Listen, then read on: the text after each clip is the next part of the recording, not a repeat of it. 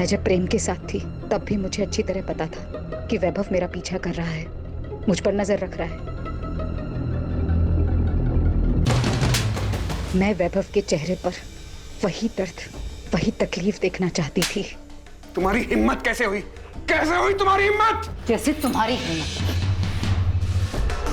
तुम्हें अगर हर दूसरी औरत के साथ सोने से पहले ना मेरी मंजूरी की जरूरत नहीं है ना, तो मुझे भी किसी के भी साथ सोने के लिए तुम्हारी मंजूरी की कोई जरूरत नहीं है। मैं तुम्हें जान से मार दूंगा।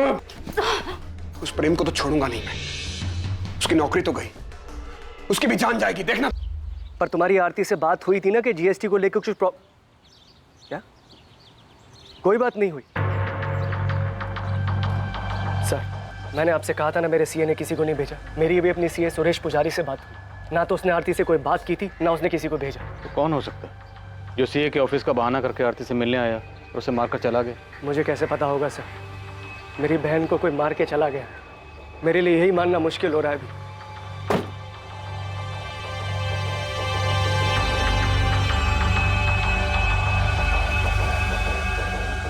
तो आरती 6 महीने पहले ही सेंट्रल जेल से बेल पे बाहर हुई और अब इसका मर्डर हो गया। सर, शायद वैभव जोशी मर्डर केस की फाइल हमें वापस खोलनी चाहिए।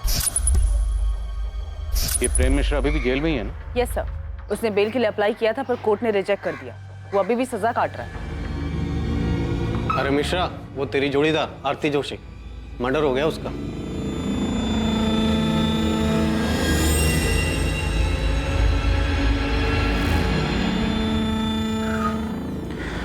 किसी ने सच ही कहा है, जैसी करनी वैसी भरनी। क्या आरती का कत्ल वाकई में जैसी करनी वैसी भरनी का मामला था? 2 साल पहले वैभव जोशी का कत्ल हुआ और अब उसकी पत्नी आरती जोशी का भी। जी ठीक है, पुलिस स्टेशन जाना होगा मुझे अभी। पुलिस के कुछ सवालों के जवाब देने हैं। आपको आरती को ऑफिस एडमिनिस्ट्रेशन के इश्यूज संभालने के लिए कहना ही नहीं चाहिए था। मैंने नहीं कहा था उसको, खुद गई थी वो। मुझे समझ में नहीं आ रहा कि उसे उनसे मिलने की जरूरत क्या थी। सीए के ऑफिस से लोग आए थे ना, मना कर देना चाहिए था यार। आपको ना उस गीता से पहले ही दूरी बना लेनी चाहिए थी। अरे पहले मुझे पुलिस को हैंडल करने दो, देखते हैं क्या सवाल पूछते हैं लोग। बिना मैं जब तक मोहन ठाकुर से बात करता हूँ, तुम आरती जोशी के पिछले 6 महीने के रिकॉर्ड्स निकलवाओ, जब से वो बेल पर जेल से बाहर आई थी। तो हमें वैभव की फैमिली को भी चेक करना चाहिए। उसकी माँ, बहन, जीजा, हो सकता है उनमें से किसी का इस मर्डर में हाथ हो। ठीक है, पता करो। और उस प्रेम मिश्रा के बारे में भी पता करो। Okay sir. नमस्कार साहब। उस्मान, खबर तो मिल गई होगी तुझे? साहब, मुझे नहीं, पूरे शहर में खबर फैल चुकी है। आपको कुछ पता चला कि कौन है वो लोग? नहीं, लेकिन कोचिंग क्लासेस के पियोन रान सेवक और एडमिन इंचार्ज चंद्र सक्सेना की मदद से हम उन दोनों का स्केच बनवा रहे हैं जिन्होंने आरती का मर्डर किया था। कहना मुश्किल है कि स्केच कितना सटीक बनता है, क्योंकि दोनों सीए फर्म के एम्प्लॉय बनकर आए थे, तो जाहिर है थोड़ा भेस बदल कर आए होंगे। पर खैर, इसके अलावा कोई दूसरा चारा भी नहीं है। कुछ भी करके इन्हें ढूंढ निकालना हो, अपने सारे सोर्सेज, अपने सारे नेटवर्क का इस्तेमाल कर। हमेशा का कि वैभव के मर्डर में हम आरती को लेकर गलत थे। एक बार इसका छाप में आना दो साहब, मैं फौरन अपना नेटवर्क काम पे लगा दूँ। आखिर ये दोनों बच के जाएंगे कहाँ? गले पर गहरा कट है, पेट और चेस्ट पर 7 बार चाकू जैसी तेज धार वाली चीज से वार किया गया। इसके पति को भी ऐसे मारा गया था। उसी के मर्डर की सजा इसके बॉयफ्रेंड प्रेम मिश्रा और उसके 2 साथी प्रकाश वर्मा और कमलेश जायसवाल को मिले। वो तीनों अभी भी जेल में। ये आरती 6 महीने पहले बेल पर बाहर आई थी, अब इसका भी मर्डर हो गया। डॉक्टर, क्या वैभव मर्डर केस में हम गलत थे? तो पता नहीं, अगर गलत हुए हैं तो जिसने भी वैभव का मर्डर किया था वो शायद इसके बेल पर बाहर आने का इंतजार कर रहा था। ऐसे ही मौका मिला, उसने इसे भी मार दिया। शायद कोई ऐसा शख्स जिसे इन दोनों की मौत से ज्यादा फायदा होने वाला था। दिलीप, हमें आरती के खिलाफ ठोस सबूत जुटाने होंगे। हम प्रेम मिश्रा और उसके साथियों के बयान पर भरोसा नहीं कर सकते, क्योंकि आरती कोर्ट में यही कहेगी वो बेकसूर है। ऐसे में उसे सजा दिलवाना मुश्किल होगा। 2 साल पहले यानी कि 2017 में पुलिस को एक ब्रेक थ्रू मिला था, जब उन्हें अपने खबरी से यह खबर मिली कि एवी स्टडी सेंटर का एक स्टूडेंट योगेश पाल प्रेम मिश्रा के संपर्क में है। वो प्रेम मिश्रा जो कभी स्टडी सेंटर में काम करता था, आरती जोशी का एडमिनिस्ट्रेटिव डिपार्टमेंट में सहायक था और आरती के साथ उसका अफेयर भी था। ये सारी जानकारी पुलिस के लिए वैभव मर्डर केस में बहुत महत्वपूर्ण साबित होने वाली थी। उस केस में, जिस केस में पुलिस के पास अब तक कोई क्लू नहीं था, कोई सही अंदाजा नहीं था कि वैभव जोशी का मर्डर किसने और क्यों किया। पहली सफलता पुलिस को योगेश पाल से मिली जब उसे उठाया गया। बहुत घुमा लिया तूने हमें योगेश पाल।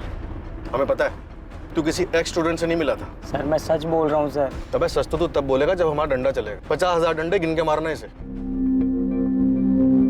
पहचानता है ना इसे? प्रेम मिश्रा। चल बोल, क्या सेटिंग थी तेरी इसके साथ? इतना तो हमें पता है कि नौकरी के नाम पर पैसे खाने वाली कोई बात नहीं थी। सर हमें पैसे मिले थे, 1 लाख मुझे और 1 लाख निखिल को।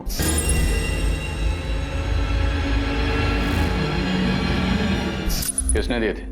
प्रेम मिश्रा ने? हाँ सर। तो मतलब ऐसा कोई एक्स स्टूडेंट था ही नहीं जिसे तू रेस्टोरेंट में मिला था?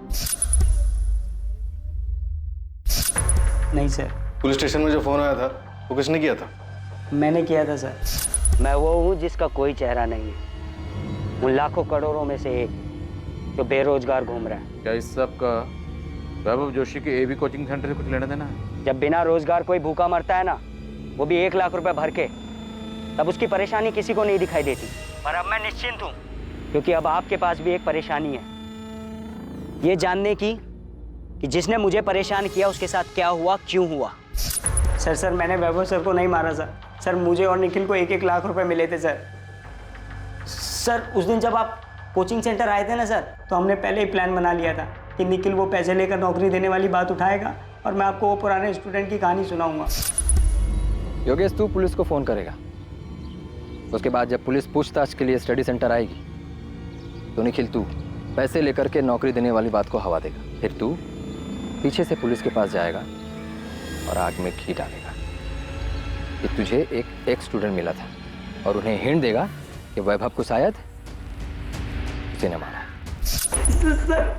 तुमने और निखिल ने प्रेम मिश्रा से पैसे लिए, उसका काम किया और अब कह रहा है कि तुझे नहीं पता। सर मुझे सचमुच नहीं मालूम सर कि उस मिश्रा ने वैभव सर को मारा है या नहीं, पर सर इतना पता है कि उनका कुछ हाथ है इसमें। कुछ हाथ होना भी जुर्म होता है, और जितना तेरा और निखिल का है ना वो भी जुर्म है। सर गलती हो गई सर। सर मुझे पैसे की जरूरत थी सर, मुझे माफ कर दो सर, गलती हो गई सर।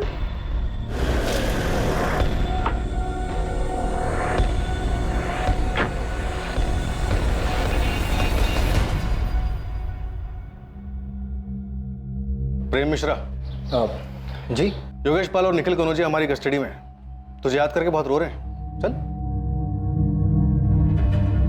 आरती तुम्हें क्या लगा था कि हम कभी इस एंगल में जाएंगे ही नहीं, कि एक पत्नी अपने ही पति की किडनैपिंग और मर्डर की प्लानिंग कर सकती है? ये सब झूठ है, मैंने ऐसा कुछ नहीं किया। मैंने अपने आज तक के पुलिस के करियर में किसी भी मुजरिम को नहीं देखा कि अब एक बार में अपना जुर्म कबूल कर ले। सर वैभव को मारने का प्लान आरती का था। ये झूठ बोल रहा है। आरती सब खत्म हो चुका है, तुम भी सच मान लो। नहीं, ये सच नहीं है। इसने मारा है वैभव को और अब सारा झूठा इल्जाम मुझ पर लगा रहा है। मैंने कोई प्लानिंग नहीं, मैंने किसी को नहीं मारा है। आप लोग सब लोग मिलकर मुझे फंसाने की कोशिश कर रहे हैं। हाँ, ये झूठी कहानी बना रहे हैं आप लोग। अरे इसने मारा होगा वैभव को अपने या किसी और फायदे के लिए। प्रेम मिश्रा ने अपना जुर्म कबूल किया और अपने दोनों साथियों के नाम बताए, जिसके आधार पर पुलिस ने प्रकाश वर्मा को अरेस्ट किया। वैभव के कत्ल और किडनैपिंग में प्रेम का दूसरा साथी कमलेश जायसवाल भी पुलिस की गिरफ्त में था।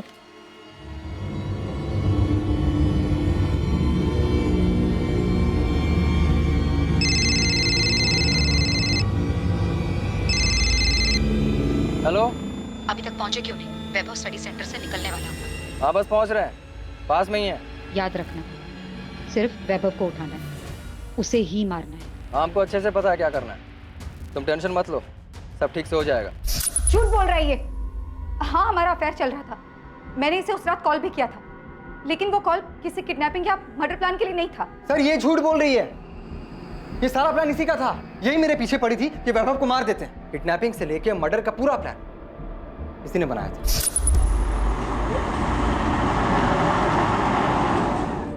आरती के प्लान से अलग अगर कुछ हुआ था तो बस इतना कि ट्रैफिक की वजह से हम पहुंचने में थोड़ा लेट हो गए थे। जब हम पहुंचे तो वैभव गीता और जोगिंदर के साथ बाहर निकल रहा था। आरती के प्लान के मुताबिक हुआ ही था।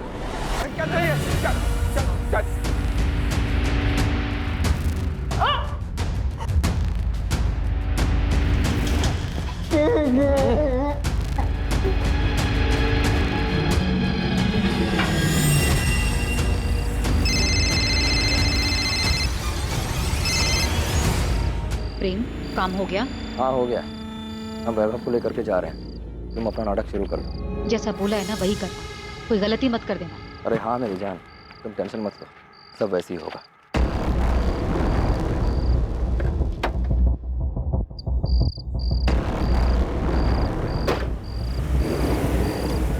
फिर हम वैभव को लेकर इलाहाबाद में एक सुनसान जगह पहुंचे जो हमने पहले से देख रखी।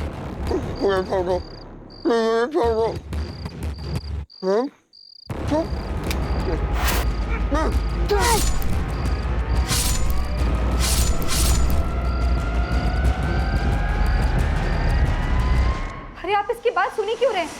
मैंने कोई प्लान नहीं किया, झूठ बोल रहा है ये। सर झूठ मैंने ये बोल रही है, और सर वैभव को मारने के बदले इसने मुझे 12 लाख रुपए देने का और मुझसे शादी करने का वादा भी किया था। पूछिए इससे। क्या बकवास कर रहे हो तुम? कौन आपके पति को मारकर उसका इल्जाम आप पर डालेगा?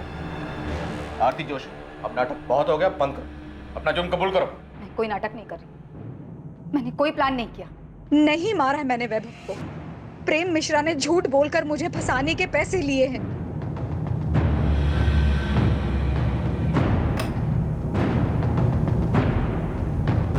जी ये मीनाक्षी जोशी जी से मिलना था हमें, उनका फोन नॉट रीचेबल आ रहा और घर पे भी ताला लगा है। मीनाक्षी जी तो ये कोठी 8 महीने पहले ही बेचकर चली गई हैं। अब उनके बेटे के साथ जो हुआ उसके बाद तो वो काफी टूट चुकी थी। यहाँ से कहाँ गई है वो? सुना है शायद अब वो वृद्धाश्रम में रह रही है। अब बेचारी करती भी तो क्या, अब उनका देखभाल करने वाला भी तो कोई नहीं बचा। आप बता सकती हैं कौन से वृद्धाश्रम में है वो?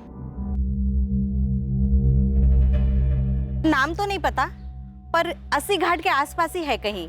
अब आप उनकी बेटी पार्वती से पूछिएगा, शायद उसे पता होगा। अगर अब भी अपनी माँ की परवाह करती होगी तो। और कितना करेंगे? जितना कर सकते थे किया, बाकी हमारी भी तो जिंदगी है, घर है, गृहस्थी है। अपना देखें या दूसरों का करते फिरे। देखिए, वैभव के जाने के दुख से माँ जी अभी तक उबर नहीं पाई हैं। सारा दिन उसके बारे में सोचकर, उसे याद करके परेशान होती रहती हैं। अब आप खुद बताइए, जो चला गया उसके लिए कब तक अफसोस करते रहेंगे? पार्वती वो तुम्हारी माँ है। हाँ तो उन्हें भी तो समझना चाहिए ना। और वैसे भी वो हमेशा से वैभव भैया की माँ ज्यादा रही है। हमारी तो उन्हें सिर्फ मुसीबत में याद आती थी, लेकिन अब ना सब कुछ सही, वो वहां खुश है और हम यहाँ पर खुश हैं। हमें ना तो उनसे और ना ही उनकी मुजरिम बहू आरती से कोई लेना देना है। अब लेना देना होगा भी नहीं, क्योंकि आरती का मर्डर हो गया। क्या? मर्डर कहाँ हुआ है? जेल में? उसकी कोचिंग क्लास में। आपको पता नहीं था वो बेल से बाहर आई हुई है? बेल पे बाहर आए या नरक में जाए, हमें कोई फर्क नहीं पड़ता। मेरे भाई को मार दिया, मेरी माँ को बेहाल करके छोड़ दिया, जिए या मरे बाहर में जाए, घर बेच दिया, सारा पैसा अपने पास रख लिया, मुझे एक फूटी कौड़ी तक नहीं दी। पार्वती तुम्हारी माँ ने कोई शिकायत नहीं की। हम आरती के मर्डर के सिलसिले में आए थे। हाँ तो यहाँ क्यों आई? जाइए उसके भाई मोहन घर जाइए, आप जाना है तो। मुझे पहले शक था उसने अपनी बहन के साथ मिलकर मारा है वैभव को, और अब ज्यादा लालच के चक्कर में आरती को ही मार दिया होगा। मोहन ठाकुर, आरती का बड़ा भाई, जो कि आरती के स्टडी सेंटर में पार्टनर था, मुनाफे में 25% का भागीदार था। क्या आरती के कत्ल और 2 साल पहले हुए वैभव के कत्ल में भी उसकी कोई भागीदारी थी? क्या मोहन ही इन दोनों हत्याओं का मास्टरमाइंड था? मोहन जिस पर 2 साल पहले भी पुलिस का ध्यान गया था, पर तब पुलिस उसकी तह तक नहीं गई थी। सर मैंने अपने सीए से फिर से बात की थी, उसने मुझे बताया कि जीएसटी फाइल करने में कभी कोई प्रॉब्लम थी ही नहीं।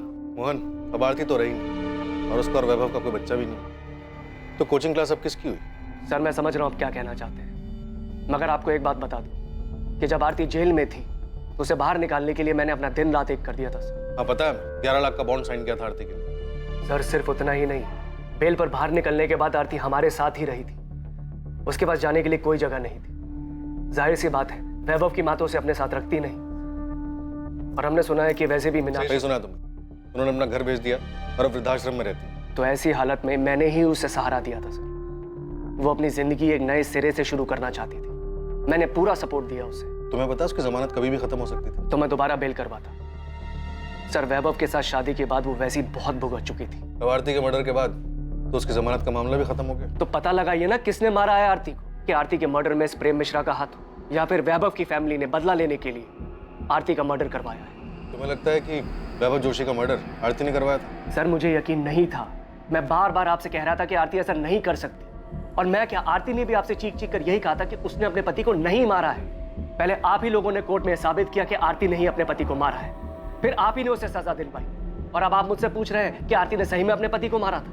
हम भी ये मानते हैं कि शायद उस केस में हमसे चूक हुई थी। कोई तो ऐसा एंगल था जिसकी तह तक हमें जाना चाहिए था। मोहन, मैंने कुछ लोगों को पड़ोसी से पूछताछ करते हुए देखा।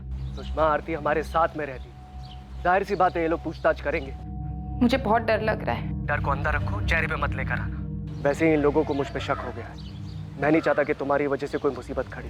अभी वो पुलिस वाला मुझसे यही पूछ रहा था कि मुझे यकीन है कि आरती ने ही वैभव को मारा है। क्या? इसीलिए बोल रहा हूँ शांत रहो। हो सकता है ये लोग तुम्हें भी सवाल जवाब के लिए बुलाएंगे, मगर बिल्कुल आराम से शांति से जवाब देना, समझ आया? तुमने कहा था कि वैभव का मर्डर आरती का प्लान था, जिसका अब खुद का मर्डर हो चुका है, पर तुम अब भी सजा काट रही। तुम्हें नहीं लगता कि अब तुम्हें सच बता देना चाहिए?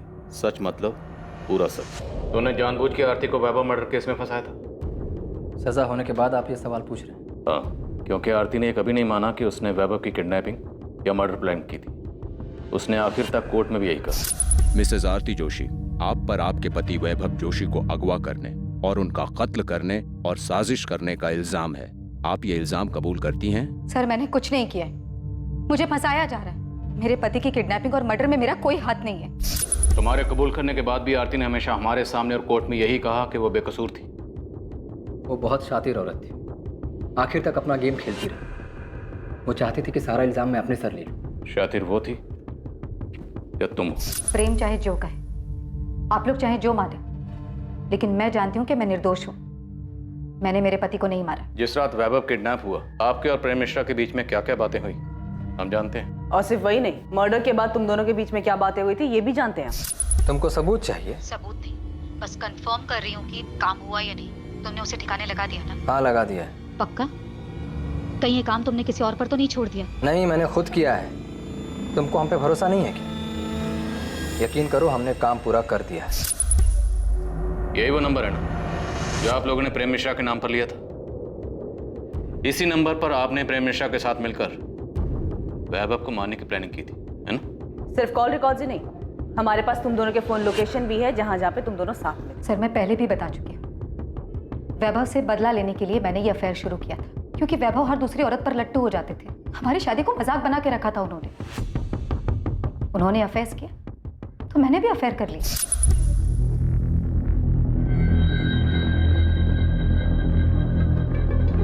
मैं जब प्रेम के साथ थी तब भी मुझे अच्छी तरह पता था कि वैभव मेरा पीछा कर रहा है, मुझ पर नजर रख रहा है। मैं वैभव के चेहरे पर वही दर्द, वही तकलीफ देखना चाहती थी। तुम्हारी हिम्मत कैसे हुई? कैसे हुई तुम्हारी हिम्मत? जैसे तुम्हारी हिम्मत। तुम्हें अगर हर दूसरी औरत के साथ सोने से पहले ना मेरी मंजूरी की जरूरत नहीं है ना, तो मुझे भी किसी के भी साथ सोने के लिए तुम्हारी मंजूरी की कोई जरूरत नहीं है। मैं तुम्हें जान से मार दूंगा। उस प्रेम को तो छोड़ूंगा नहीं मैं। उसकी नौकरी तो गई, उसकी भी जान जाएगी, देखना तुम। मैं भी ललिता को मारना चाहती थी, अब गीता को मारना चाहती हूँ। आरती, अपनी हद में रहो तुम। हद में तुम रहो अपनी। तुम्हें क्या लगा? हाँ, सिर्फ तुम मुझे तकलीफ पहुंचा सकते हो। मैं तुम्हें बर्बाद कर दूंगी, समझे तुम? मुझे पता ही नहीं चला कब वैभव से बदला लेते लेते मैं प्रेम को सचमुच पसंद करने लगी थी। वैभव के मना करने के बावजूद मैंने प्रेम के साथ रिलेशनशिप कंटिन्यू किया। तो आपको पता था कि वैभव और गीता का अफेयर था? सिर्फ गीता नहीं, बल्कि मुझे उनके सारे अफेयर्स के बारे में पता था। हमारा बच्चा ना होने की वजह मैं नहीं बल्कि वैभव थे। मैंने फिर भी उनकी इस कमी को इग्नोर किया। क्यों? क्योंकि मैं उनसे प्यार करती थी, एक खुशहाल जिंदगी चाहती थी। मैंने उन्हें नहीं मारा है, और ये सब कुछ जो कॉल रिकॉर्ड्स और मोबाइल लोकेशन आप लोग मुझे दिखा रहे हैं, ये सब कुछ प्रेम ने मुझे फंसाने के लिए किया है। हाँ, हमारी बात होती थी, लेकिन उस बातचीत में कोई प्लानिंग नहीं थी, बल्कि हम आपस की बातें करते थे। लेकिन मुझे ये नहीं पता था कि प्रेम के दिमाग में ये सब चल रहा है। वो एक दिन किसी के साथ मिलकर मुझे फंसाने की कोशिश कर रहा है और यहाँ लाकर खड़ा कर देगा जहां पर आपको उसकी सारी बातें सच्ची लगेंगी। ये अदालत आरती जोशी, प्रेम मिश्रा, प्रकाश वर्मा और कमलेश जायसवाल को वैभव जोशी को अगवा करने की साजिश और उसके कत्ल के लिए दोषी पाती है। ये अदालत आरती जोशी को उनके पति वैभव जोशी के कत्ल और किडनैपिंग के जुर्म में 10 साल की सजा सुनाती है। आरती बहुत चालाक औरत थी। भले ही उसने आपके सामने या कोर्ट में अपना जुर्म कबूल नहीं किया, पर आपकी बनाई हुई चार्जशीट के आधार पे ही तो कोर्ट में उसे सजा हुई थी। तो क्या हम गलत थे? हो क्या गया सर आपको? आप क्यों अचानक आरती के बुने जाल में फंस रहे हैं? आरती का मर्डर हो चुका है। अगर ये जाल आरती ने बुना था तो फिर आरती को किसने मारा? उसे उसके किए की सजा मिली है सर, और कुछ नहीं। वैसे आप क्यों उसे बेगुनाह साबित करने पे तुले? वो मुझे सारा इल्जाम अपने सर लेने के लिए कह रही थी। जब हमें यहाँ से निकाला गया अपने वकील से मिलने के लिए, तब आरती मुझसे मिली थी। प्रेम, मेरे पास टाइम बहुत कम है, प्लीज मेरी बात सुनो। कितनी कमीनी निकली तुम। मेरे वकील ने सब बताया मुझे कि तुम और तुम्हारे वकील सब मुझ पे थोपने वाले। देखो आरती, अगर मैं डूबा ना तो तुम्हें भी साथ लेके डूबूंगा। प्रेम, मेरी बात तो सुनो, मेरे पास एक आइडिया है। नहीं चाहिए तुम्हारा कोई आइडिया वाइडिया। देखो, हम जैसा चाहते थे ठीक वैसे ही हो रहा है। वैभव भी मर चुका है, बस हमें एक गेम खेलना है, उसके बाद हम दोनों बच जाएंगे। उस दिन कहाँ गया था तुम्हारा ये हम दोनों? जब पुलिस के सामने चिल्ला चिल्ला कर कह रही थी कि वैभव को मैंने किडनैप किया है, मैंने मारा है, तुम्हारा इसमें कोई हाथ नहीं है। जिंदगी बर्बाद कर दी तुमने मेरी। मैंने कोई जिंदगी बर्बाद नहीं की प्रेम। एक बार ठंडे दिमाग से सोच कर देखो, अगर हम दोनों जेल में रहेंगे तो किसी काम के नहीं रहेंगे। वाह, तो अब तुम ये चाहती हो कि मैं जेल जाऊं और तुम बाहर मजे करो? देखो, मेरे पास बहुत पैसा है। अगर तुम कोर्ट में ये गवाही देते हो सबके सामने कि तुम्हें नौकरी से निकाल देने पर गुस्से में आकर तुमने ये सब कुछ किया है और इस जंजाल से मुझे आकर बाहर निकाल, ये जंजाल तुम्हारा फैलाया हुआ है। प्रेम, एक बार सोच कर देखो, हम अपनी जिंदगी नए सिरे से शुरू कर सकते हैं। इनकम की टेंशन नहीं है। वैभव की क्लास अब मेरी है। तुमने रिलेशनशिप के लिए इतना कुछ किया, अब मेरी छोटी सी बात भी नहीं मानोगे? नहीं, कभी नहीं। अगर मैं जेल गया तो तुम भी बाहर नहीं घूम सकती। और हाँ, एक मर्डर करने के लिए जो सजा मिलती है ना, दूसरे के लिए भी वही सजा मिलेगी। क्योंकि तुमने मेरे साथ जो किया है, उसके बाद अगर मैं तुम्हारा खून भी कर दूं तो मुझे कोई दुख नहीं होगा। मैं कभी सोच भी नहीं सकता था कि तुम इतनी कमीनी निकलोगे। आरती बहुत पहुंची हुई चीज थी। उसने अपने पति का मर्डर प्लान किया और मुझे भी उसका हिस्सा बना लिया, और मैं बेवकूफ उसके जाल में फंस भी गया। तुम्हारी बेल तो पहले भी ना होती, अब आरती के मर्डर के बाद तो और नहीं होगी, इसलिए कहानियां बनाना बंद कर। अब आपको मेरा सच भी कहानी लग रहा है? तो ठीक है, अब आपको मुझसे कुछ नहीं मिलने वाला। और हाँ, अगर आपको लगता है कि मैं यहां जेल में बैठ करके वहां आरती का मर्डर करवा दिया तो यही सही, क्योंकि अब मुझे कोई फर्क नहीं पड़ता है। बल्कि मुझे तो इस बात की खुशी है कि वो कमीनी मर गई। अब इतना बताया तो ये भी बता दो कि तुमने वैभव जोशी को मारा और आरती को फंसाया। अगर ऐसा है भी तो क्या? आरती को वैभव मर्डर केस में सजा हो चुकी थी और अब तो आरती भी मर चुकी है। प्रेम मिश्रा, वैभव के मर्डर और आरती के मर्डर का मास्टरमाइंड आरती का भाई मोहन ठाकुर है। उसने तुमसे प्रॉमिस किया है कि वो तुम्हें पैसे देगा और जेल से बाहर निकालेगा। कमाल कर दिया सर आपने। ये सवाल आपको 2 साल पहले पूछना चाहिए था ना। उस वक्त ये एंगल हमारी नजर से छूट गया था। बोलो, क्या मोहन ने फंसाया था आरती को? ये बात सच है सर। मोहन सर नहीं चाहते थे कि आरती फिर से क्लासेस ज्वाइन करे। मोहन ने कोचिंग सेंटर पूरी तरह अपने कब्जे में ले लिया? पता नहीं सर, पर मैंने एक बार मोहन सर को बात करते हुए सुना था, तब मुझे भी उनकी बात सही लगी थी। तुम्हें समझ में नहीं आ रहा है कि हमारे इंस्टीट्यूट के लिए कितना बुरा है ये? भले तुम बेल पर बाहर हो, मगर दुनिया ये नहीं बोलेगी कि तुम्हें कन्विक्टेड मुजरिम हो। भैया, आपको भी यही लगता है? मुझे क्या लगता है क्या नहीं लगता उससे कोई फर्क नहीं पड़ता है। दुनिया को तो यही लगे ना, एक लड़की जिसने अपने पति को मार दिया वही ये क्लासेस चला रही है। आरती, ये एक इंस्टीट्यूट है, दिस इज बिजनेस। आप अच्छी तरह से जानते हैं कि मुझे फंसाया गया था। मेरी भी एक लाइफ है। हाँ, लाइफ है, मगर कानूनी तरीके से जेल के अंदर। बस भैया, ये क्लास मेरी है और वैभव के बाद उनके शेयर भी मेरे, और आपका शेयर सिर्फ 25% है। सो प्लीज, मुझे ये बताने का आपके पास कोई हक नहीं है कि मैं क्या कर सकती हूँ और क्या नहीं।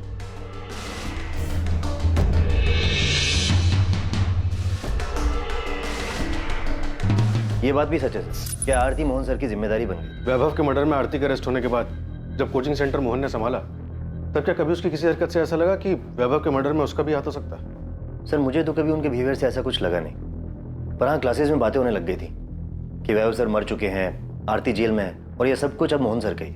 साहब ये दोनों जिन्होंने आरती को मारा है वाराणसी के तो नहीं, क्योंकि मेरी टीम ने पूरा शहर छान मारा लेकिन कहीं दिखे नहीं। मेरी टीम अभी काम पे लगी है, हो सकता है आसपास की। साहब मुझे ऐसा लगता है कि आपको आरती के भाई मोहन ठाकुर पे फोकस करना चाहिए। ना तो हमें वैभव जोशी के कॉल रिकॉर्ड से कुछ मिला और ना ही मोहन ठाकुर। आरती के कॉल रिकॉर्ड से भी ऐसा कुछ नहीं मिला जिससे हमें कोई लीड मिल सके। साहब आरती के बिल के पीछे मोहन ठाकुर की साजिश है, इसका तो कोई प्रूफ नहीं है, लेकिन हाँ उसके पड़ोसी से बात की तो पता चला कि मोहन और उसकी बीवी आरती के साथ में रहने से खुश नहीं थे। वो तो क्लासेस के लालच में उनको मजबूरी में अपने साथ में रख रहे थे। आपने जब आरती को अरेस्ट किया वो टाइम हमारे लिए बहुत अच्छा नहीं था। हमारा एक बच्चा है जो अभी क्लास 7 में आया है। आप खुद ही बोली, हर जगह आरती की खबर छप रही थी, तो बच्चे पर क्या असर हुआ होगा। तो अगर आरती के अरेस्ट होने से आपको इतनी परेशानी हुई तो जब आरती जमानत पर बाहर आई तब तो आपको और भी दिक्कत हुई होगी। आप जैसा समझे सर, लेकिन आरती जैसी जिद्दी लड़की मैंने आज तक नहीं देखी। घर पर रहने तक तो ठीक था, लेकिन वो क्लासेस में प्रॉब्लम क्रिएट करने लगी। उसे समझ ही नहीं आ रहा था कि उसके क्रिमिनल रिकॉर्ड की वजह से क्लासेस पे क्या असर पड़ेगा। एक काम करते, आपके 25% शेयर की आने वाले 5 साल की जो इनकम बनती है ना, वो मैं आपको पे कर देती हूँ, ठीक है? आरती, इतना आसान नहीं है ये। शेयर दोगी तुम? 2 साल जब तुम पर तुम्हारे पति के मर्डर का केस चल रहा था ना, और फिर तुम्हें सजा हुई, तो यही थे जिन्होंने क्लासेस संभाली थी। ये बात बार बार बोलकर आप मुझे क्या जताना चाहती? आप दोनों ने मिलकर बहुत बड़ा महान काम किया है मुझ पर। वो क्लासेस मैं और मेरे पति मिलकर चला रहे थे। वही पति जिसका तूने खून कर दिया। एक नंबर का घटिया और एहसान फरामोश इंसान था वो। बुरा मत मानो, तुम भी ना कुछ कम नहीं हो। आरती तुम्हें पता भी है तुम्हारे यहाँ रहने से हमें क्या क्या सुनना पड़ता है? उस वक्त भी लोगों ने हमें न जाने क्या क्या कहा था। वाह, आपको तो सब याद है, लेकिन ये याद नहीं होगा कि पति का मर्डर करने वाली उसी औरत की क्लासेस की कमाई पर आप ऐश कर रही हो। लेकिन हाँ, मेरे यहाँ रहने और क्लासेस ज्वाइन करने से आप लोगों की जिंदगी तबाह हो जाएगी।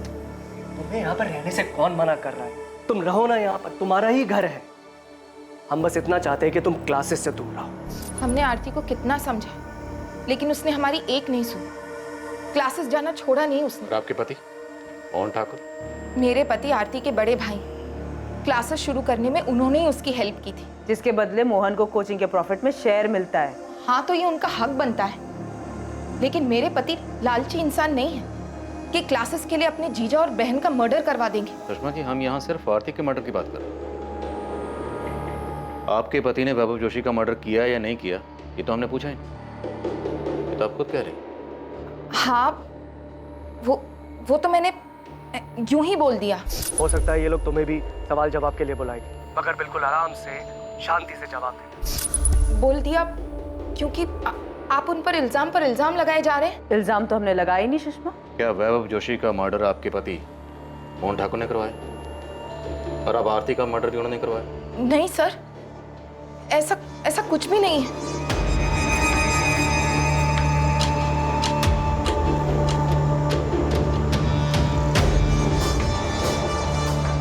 मोहन और सुषमा ठाकुर पर नजर रखो। इस बार शायद हम सही दिशा में।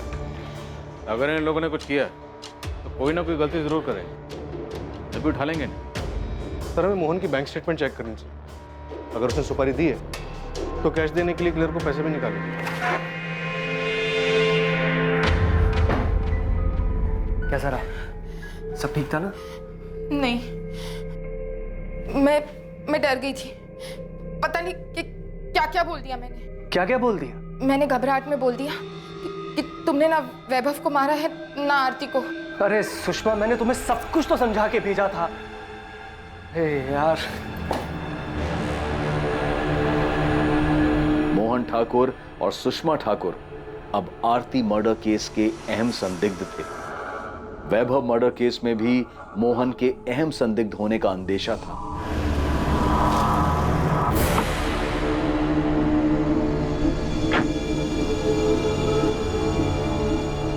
प्रेम मिश्रा से भी लगातार अलग अलग तरीके से पूछताछ की गई, इस उम्मीद में कि शायद प्रेम से कोई लीड मिल पाए जिससे वैभव और आरती मर्डर केस में मोहन की भागीदारी का पता चल सके। सर मोहन ठाकुर के पर्सनल अकाउंट से या एवी सेंटर के बैंक अकाउंट से पिछले 3 महीने में कोई भी बड़ी रकम नहीं निकली। पेमेंट की नहीं गई होगी, करने वाला होगा। सर सुपारी किलर इतने दिनों तक पैसों का इंतजार नहीं करता, कुछ ना कुछ एडवांस तो दिया होगा। पुलिस मकसद और दिशा खोजने की कोशिश कर रही थी, तभी उनके पास एक फोन आया जो आरती मर्डर केस में उन्हें एक क्लू देने वाला था। हेलो, आपको कभी पता नहीं चलेगा कि आरती जोशी की सुपारी किसने दी थी। जानता हूँ। तो ये बता कि तूने फोन क्यों किया? ये कंफर्म करने के लिए कि हमें कुछ पता चला है या नहीं चला? ये बताने के लिए कि तुम लोग कातिल के बहुत करीब होकर भी बहुत दूर हो, उस तक इतनी आसानी से नहीं पहुंच पाओगे जैसे वैभव जोशी मर्डर केस में नहीं पहुंच पाए थे। अच्छा लगा सुनकर कि तुझे सब कुछ अच्छी तरह से पता है, लेकिन फोन करने की जहमत क्यों की? क्योंकि मैं चाहता हूं कि इस बार तुम लोग किलर तक जल्दी पहुंच जाओ। लगा सुनकर कि तुझे सब कुछ अच्छी तरह से पता है, लेकिन फोन करने की जहमत क्यों की? क्योंकि मैं चाहता हूं कि इस बार तुम लोग किलर तक जल्दी पहुंच जाओ। बता हमें क्या करना चाहिए, फिर क्लू दे। सिर्फ क्लू नहीं, मैं तुम्हें मर्डर करने वाले का नाम दे रहा हूं, प्रेम मिश्रा।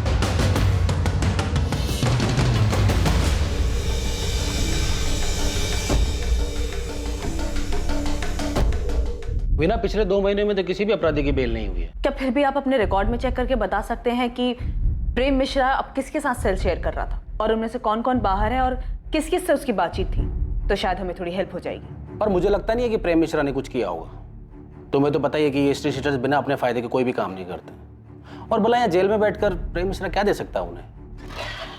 सर फोन इलाहाबाद के पीसीओ से किया गया था, लेकिन पीसीओ वाले को याद नहीं है कि फोन किसने किया था। इस तरह अचानक से फोन आना, प्रेम मिश्रा का नाम लेना, वैभव जोशी मर्डर केस की याद दिला रहा है। याद है वो नौकरी के नाम पर झांसा देने वाले रैकेट की इन्फॉर्मेशन के लिए फोन आया था, जो योगेश पाल ने हमें गुमराह करने के लिए किया था। सर एक कॉल भी वैसे ही लग रहा है जैसे वैभव जोशी मर्डर के टाइम पर आरती से गुमराह करने के लिए हमें किया गया था, लेकिन इस बार शायद मोहन ठाकुर से डाइवर्ट करने के लिए किया गया। नहीं सर, मोहन ठाकुर नहीं लग रहा। सर वैभव जोशी के टाइम पर आरती हमारी प्राइम सस्पेक्ट नहीं थी, और उस वक्त हमें गुमराह करने का मकसद था कि हमारा ध्यान अपने प्राइम सस्पेक्ट से आरती की तरफ न जाए, और शायद इस बार भी कातिल हमारी प्राइम सस्पेक्ट लिस्ट में नहीं है। लेकिन वो कौन है जो अभी तक हमारी सस्पेक्ट लिस्ट में नहीं है? गीता? कहीं वो गीता तो नहीं जिससे कॉलर हमारा ध्यान हटाना चाहता है?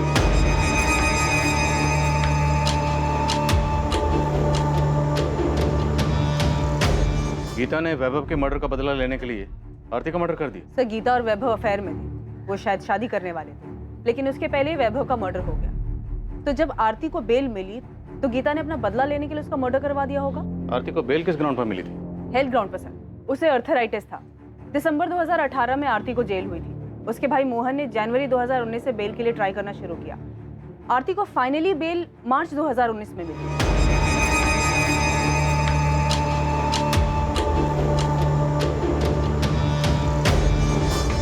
क्या हुआ? पुलिस ने उस बारे में कुछ पूछा? नहीं, पुलिस को उसके बारे में कुछ नहीं पता। अगर बाद में पता चला तो? अब अगर पूछेंगे सब बता दूंगा। वीना, ये वैभव की मां मीनाक्षी जी ने अपना घर कब बेचा था? मीनाक्षी जी तो ये कोठी 8 महीने पहले ही बेचकर चली गई हैं। तो मीनाक्षी जी की पड़ोसन ने कहा था 8 महीने पहले। 8 महीने मतलब जनवरी 2019 में? Yes sir. सर आपको मीनाक्षी जी के घर बेचने और आरती के मर्डर में कनेक्शन नजर आ रहा है? हैं कहाँ ये मीनाक्षी जी आजकल? वृद्ध आश्रम में उनसे मिलने गई थी। मीनाक्षी जी, ये पहचाना आपने मुझे?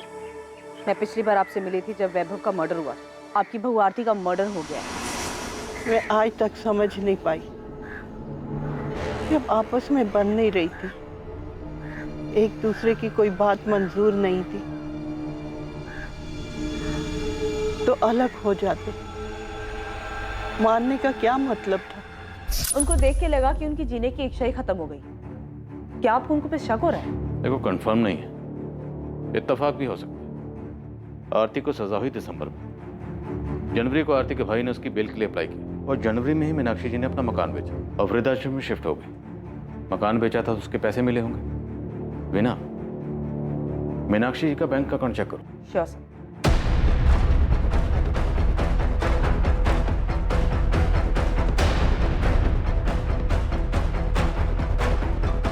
उस्मान, मीनाक्षी जोशी के कॉल रिकॉर्ड्स नहीं है, क्योंकि वो फोन यूज ही नहीं करती। सर बिना फोन के कोई कॉन्टैक्ट प्लेयर को सुपारी कैसे देगा? हम मीनाक्षी जोशी के दामाद किशोर और बेटी पार्वती के कॉल रिकॉर्ड्स देख रहे हैं। उनके दामाद का कहना है कि वो और वैभव पहले दोस्त थे, बाद में रिश्तेदार बने। हम दोनों एक दूसरे के बहुत करीब थे, मैं तो वैभव को तब से जानता था जब हमारा रिश्ता बना भी नहीं था। लेकिन ये पार्वती और किशोर तो मीनाक्षी को देखने तक नहीं जाते। तुम दोनों पे नजर रख, कभी कभी तीर अंधेरे में भी निशाने पे लग जाता। मैं मूर्तिगंज पुलिस स्टेशन से assistant sub inspector Veena Shukla बोल रही हूँ। मुझे एक अकाउंट की डिटेल जल्द से जल्द चाहिए। मैं रिक्वेस्ट मेल कर दे रही हूँ, थोड़ा जल्दी कीजिएगा।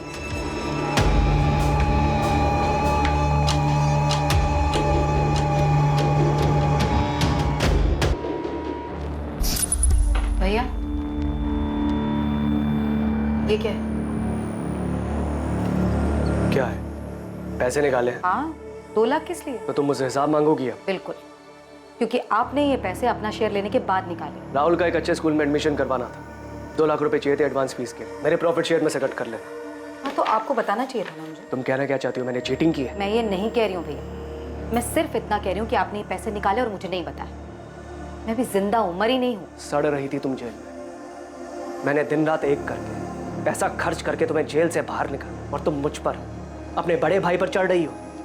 तुम ये बात घर पर आकर भी कर सकती थी ना, वहाँ क्लासरूम में करने की क्या जरूरत थी? और अगर तुम भूल गई हो तो मैं याद दिला दूं कि तुम्हारे भैया ने भी क्लास में पैसे लगाए। भाभी वैसे भी ना भैया का बिजनेस ठप पड़ा हुआ, तो ये सारे खर्चे जो चल रहे हैं ना वो क्लासेस के पैसों से ही चल रहे हैं, तो ज्यादा एहसान जताने की जरूरत नहीं है मुझ पर। हाँ भैया, वैसे एक बात और, दोबारा आप कोई भी ट्रांजैक्शन करेंगे तो मुझसे पूछ कर ही कीजिएगा, फिर चाहे मैं जेल में ही क्यों ना। आप बिजनेस में शेयर होल्डर, मालिक नहीं।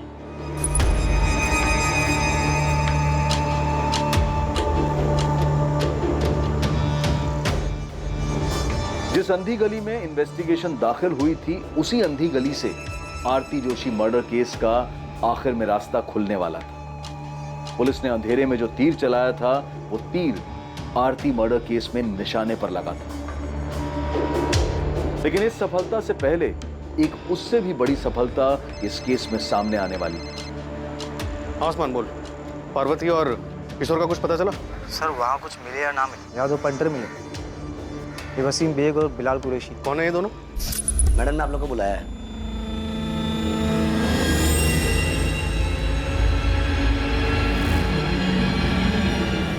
साहब ये वही लोग हैं जिसका स्केच पियोन और उसके एडमिन इंचार्ज ने बनवाया था। इन्होंने आरती का मर्डर किया था। साहब आप फौरन पहुंचिए, लगता है सुपारी का पैसे लेने के लिए आए। तू वहीं पे रुक, मैं 5 मिनट में वहां पे पहुंच रहा हूँ।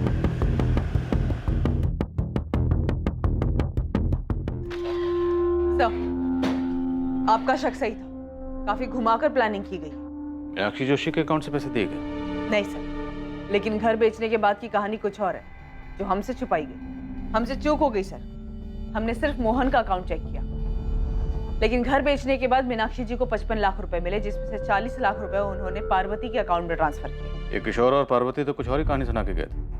उन्होंने तो कहा था कि मीनाक्षी जी ने घर बेचने के बाद उन्हें कुछ नहीं दिया। हमसे झूठ बोल रहे थे वो दोनों। घर बेच दिया, सारा पैसा अपने पास रख लिया, मुझे एक फूटी कौड़ी तक नहीं दी। पार्वती और किशोर कुछ ज्यादा ही ओवर एक्टिंग कर गए। सर उनको तबीयत से तोड़ते सारी एक्टिंग निकल जाएगी। Sir 102 number.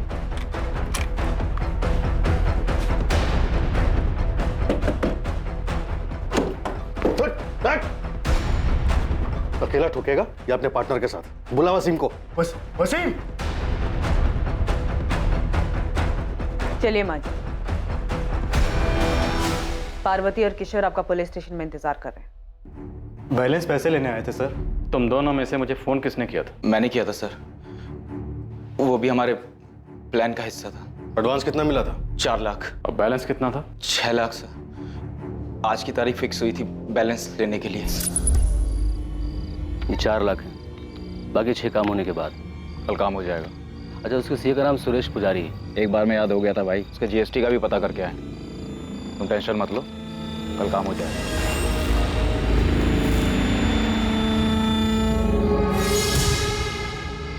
कल हो जाएगा माँ।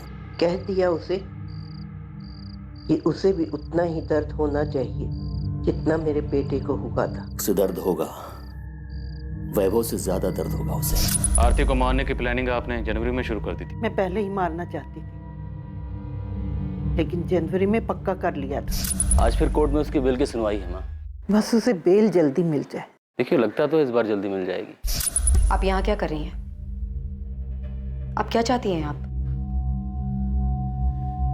तुम तो शुरू से ही कहती रही कि तुमने वैभव को नहीं मारा, बस मैं ये जानना चाहती हूँ सच क्या है। माँ मुझे आपसे कुछ नहीं चाहिए, मैं आपके पास नहीं आऊंगी। जैसी तुम्हारी मर्जी।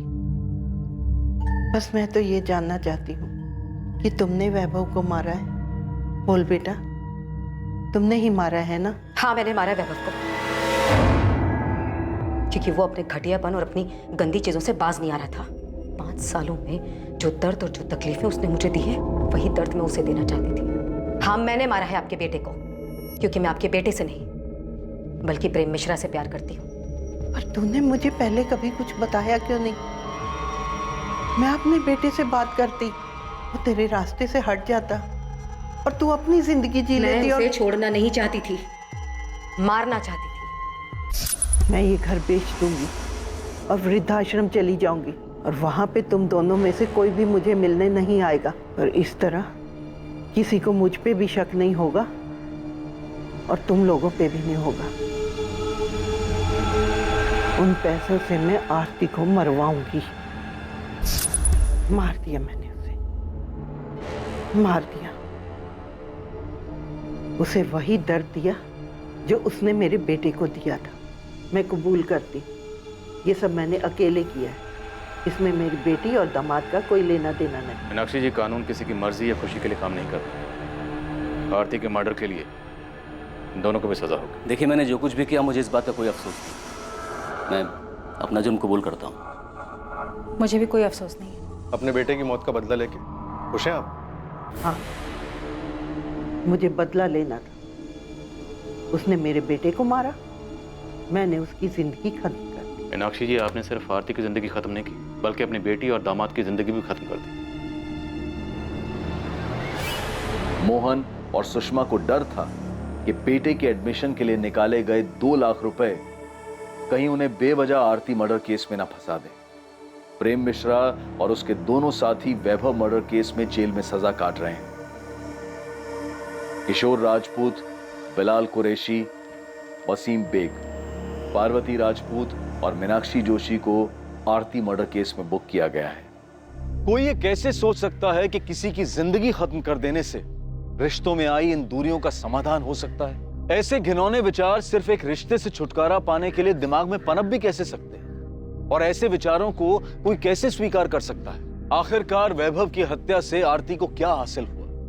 और बदले की भावना से आरती की हत्या करके मीनाक्षी जोशी, उसकी बेटी और दामाद को क्या मिल गया?